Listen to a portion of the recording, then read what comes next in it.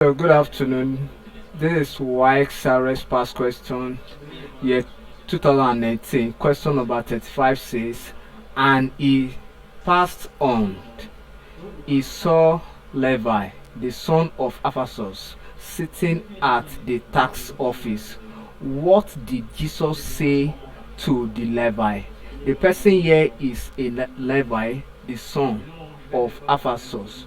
Then option A says, take your pilot and walk. Option B says, follow me. C, rise up. D, I will make you a fisher of men. What Jesus Christ told the man at the gate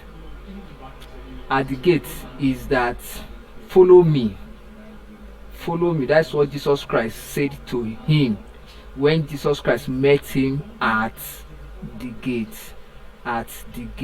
So the correct option here is option B, follow me, and that is the tax collector.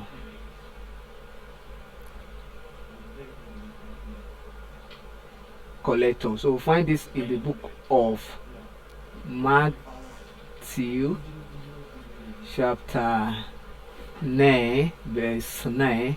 Then we also find it in the book of Mark, because Mark threw more light on this. Find it in the book of Mark chapter 2 verse 13 to 17.